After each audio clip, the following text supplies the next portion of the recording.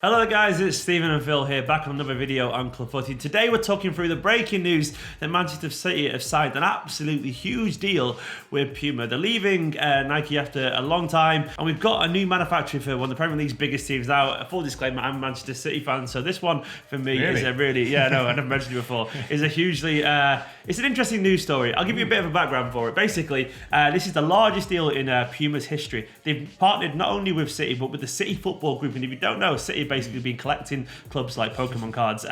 Essentially, they said we're very excited to partner with the CFG group, whose success, ambition and drive for innovation has been setting them to new standards. That's 650 million over 10 years. So it's probably split between quite a few different teams. They've got sister clubs in Australia, Spain, Uruguay and China. So that's Melbourne City, Girona, Club Atletico Torque and Citroën Junior. It's not including Yokohama Marinos in Japan and New York City in the MLS, because obviously they're stuck to Adidas for the MLS contract. But it's a load of clubs there splitting in between it, which I guess is City's greatest strength, that he can advertise as a network as opposed to an individual team. It's a really interesting deal to do it across multiple clubs, and I think that is a model which you don't usually see. Obviously, the only one that's sort of vaguely similar is Red Bull and their collection of teams, but in a similar way to City, they've got a team in the MLS and things like that. So interesting to see that deal, and it's a huge deal. I mean, obviously, we'll get onto some positives in a minute, but that is definitely one of the big ones. Yes. So what we're going to do today is talk through basically what you can expect from Puma in terms of positives and negatives, what they currently have and offer,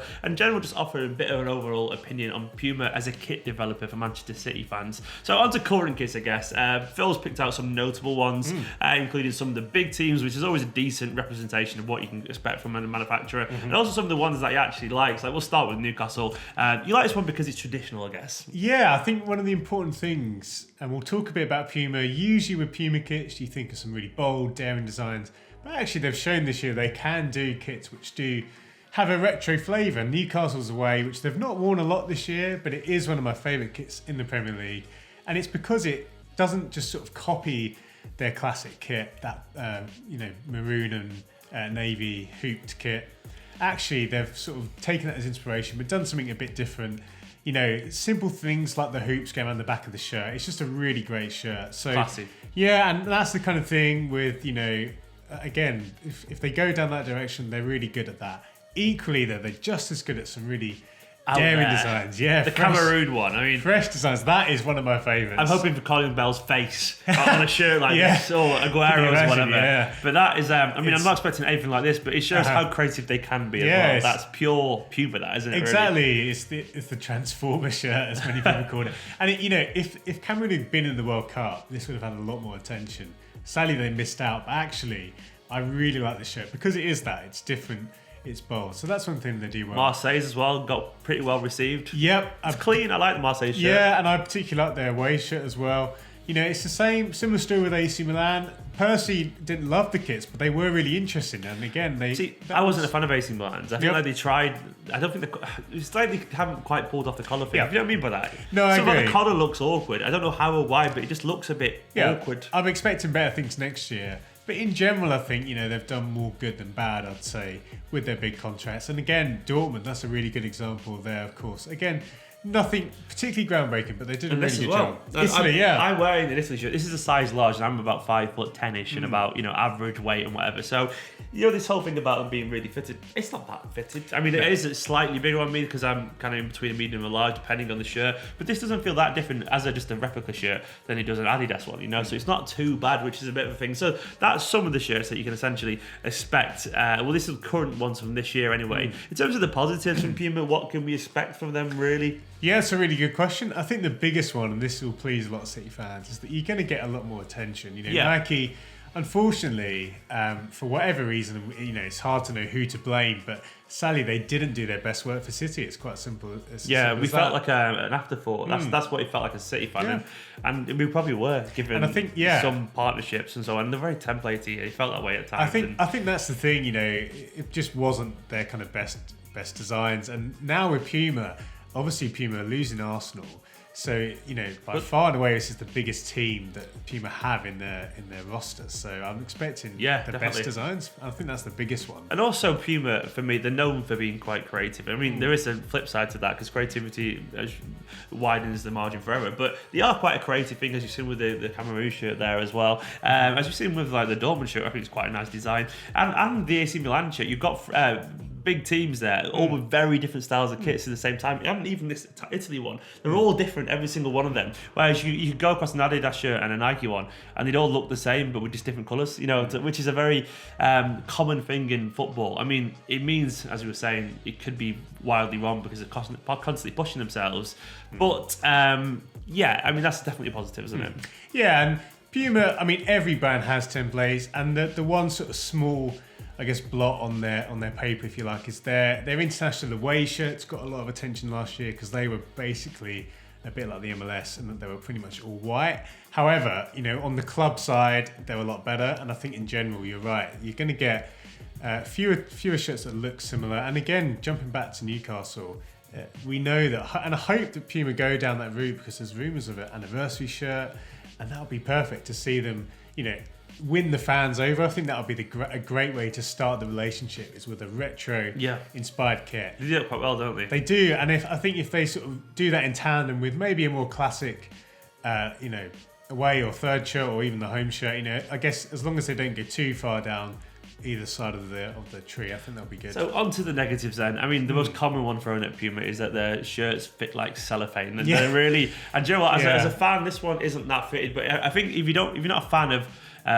teams that have the shirt stuck to them, that's going to be City next year. Puma's shirts are fitted, aren't they? So they are. It's going to look. I mean, I'm sure it'll look great on Sterling, Aguero, and all that. They'll look, highly toned, good-looking athletes. They'll look fantastic in it. Bob down the pub, probably not as much. But in general, I think it's a slight bit of a myth. This one doesn't feel too tight on me. I'm not going to lie. The Puma ones I've tried on around the office, they're not as bad. It's true. Yeah. I mean, I haven't got a massive beer belly, but I can imagine it won't be quite as bad when they're sold like this because they're not the performance kits. And also, I guess sometimes they can mess it up, can't they? Because of the creativity. Yeah, and I think, so quickly on the note of the fit, you're absolutely right. Unless you're buying a player issue shirt, and I don't think many people do, you should be absolutely fine. Similarly, there's one of the myths which I think we ought to bust is that Puma shirts can break quite easily, but to be honest, that was from a couple of years ago. Now they're generally pretty good. Just a one-off that. Yeah, so I think there was Switzerland, the Euros, where they just basically tore apart. But I think in general they've solved those problems. On the creativity front, I think a negative, I'd have to look at Arsenal because that is an example of a design which has changed quite drastically, in terms of that design, and it really didn't work for me personally. It was bold, and I think the whole kind of shoulder, the sleeve cut there was really interesting. I can imagine some people did like that. Because it's not a fundamentally bad kit. It's just that I can see why you didn't like it at the same time. Yeah, I look at that and just think it looks like Arsenal. Like, I know it sounds weird, but I don't think that's wild, or I don't think it's really bad or anything. I'm just kind of indifferent. I guess you don't really have a stronger feeling sometimes as a fan. Like, I am more of a fan than a kit expert yourself. And to me, it just reminds me of Arsenal. So, which I guess is you could counter and say that's not too much of a bad thing because he does get the colours right, at least. But I guess there is more room for error if they're going to be more creative. I think essentially what we'll see is 1 year shirt amazing, next year really bad. Yeah, but we won't get what City have had where it's just like Nike have just put a button on, essentially. Indeed. And I think that's the biggest thing to say is that, even if they do something like, that Arsenal shirt this year, at least it is different. And I think maybe another negative as well, and this isn't really City's fault particularly, I would say, but in general, apart from City's kits, Nike have actually been really good this year. I've talked a lot about them, and next year's rumours of some of their third kits, which could be really 90s inspired, look really good. So I think you'll probably expect, if you see kind of Chelsea's and Inter's and Atletico's kits coming out, I think a lot of City fans will kind of go, oh man, I wish we sort of, at least maybe one more year or got a slice of the pie, so to speak. Yeah. But again, you can't really argue with the move. Two small things for me is, initially, I don't really care because I'm not a marketing man, but in general, City have got a manufacturer now that just aren't as big as Adidas and Nike. Like, True. Puma are smaller,